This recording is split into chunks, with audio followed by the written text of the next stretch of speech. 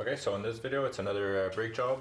This time it's on a 2017 Chevrolet Cruze. So first things first, always jack up the car, put it on jack stands, and we're going to go ahead and take off the wheel. These are 19mm.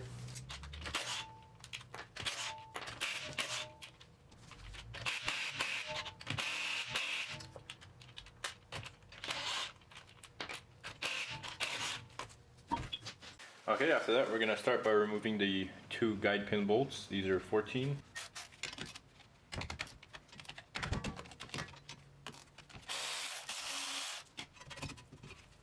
Okay, after that we're going to clean the face of the caliper piston and push it back.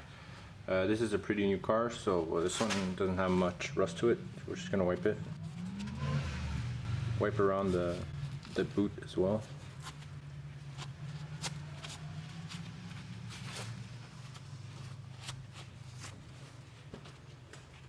Now we're going to go ahead and push it back.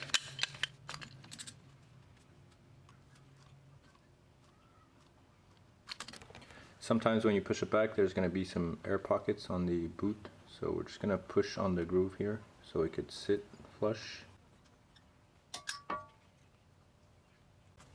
There you go. So it has to sit like this all the way around. Good, now we're just going to hang it.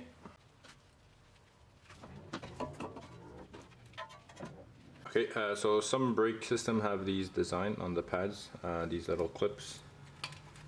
So we're just going to take them off. They just hook on the top of the pad.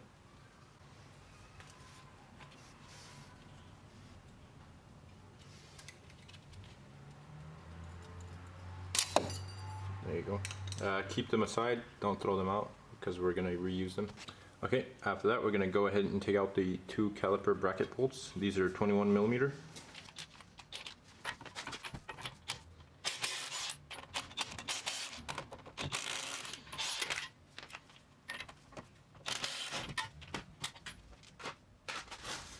Now we could remove the bracket with the pads. Okay, now we're going to go ahead and take off the rotor. They're held on by one T30. It's a Torx 30 screw here, so we're going to go ahead and take it off. There you go.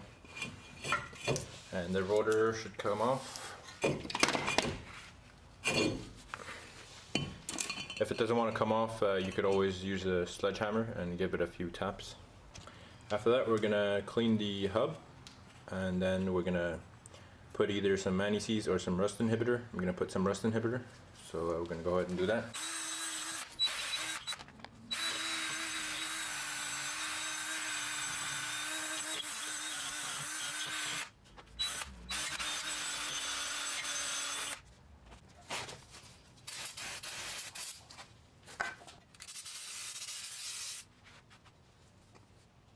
Okay, now we're going to go ahead and put the new rotor on.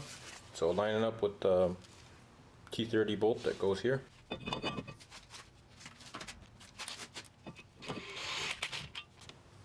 Okay, now we're going to go ahead and take off the guide pins, clean them and put some new grease on it.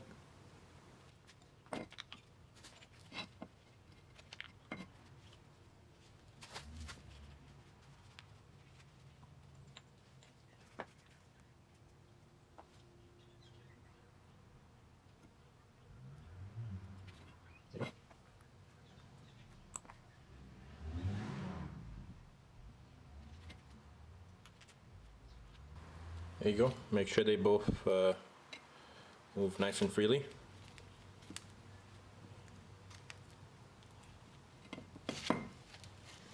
Okay, now we're going to go ahead and take off the old pads. Probably pretty stuck there, so just going to hammer them out.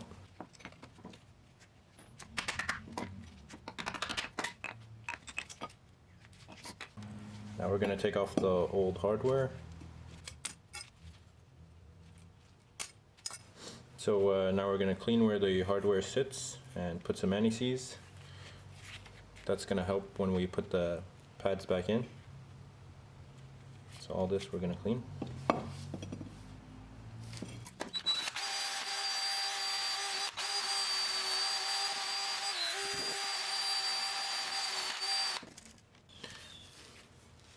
So there you go.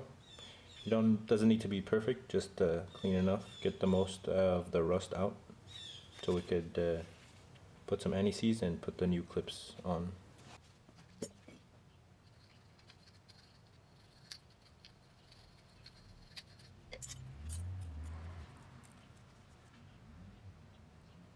There you go, make sure they sit flush.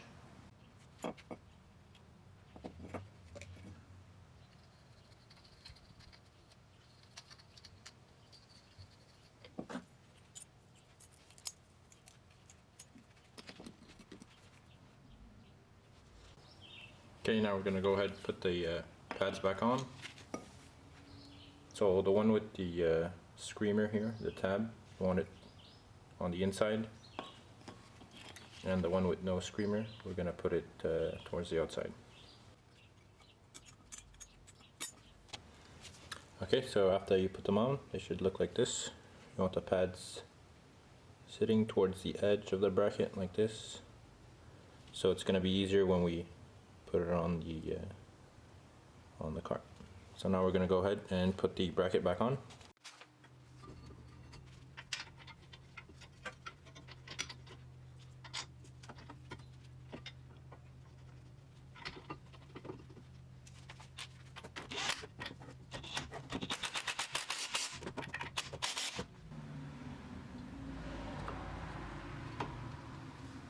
Now we're going to put the clips that we took off earlier. They just sit right there where the little groove is.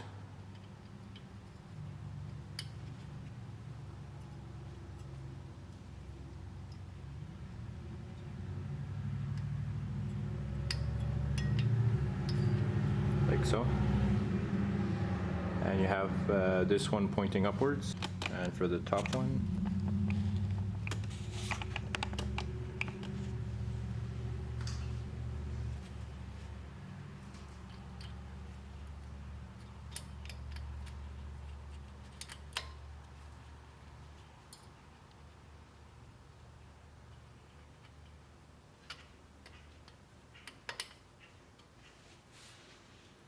yeah, like so, have it pointing downwards, and they sit on those grooves here.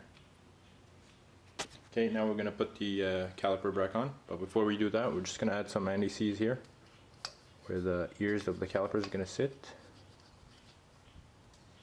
and in the pad in the back we're just going to put a circle with the anti-seize so the face of the piston won't corrode to it.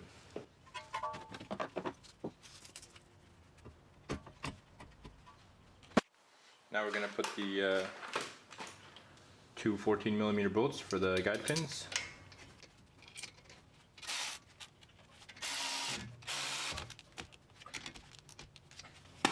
And there we go, we're all done. Just shake the caliper, make sure everything is nice and tight, and that's it. We're going to do the same thing for the other side, and then we're going to put the wheel back.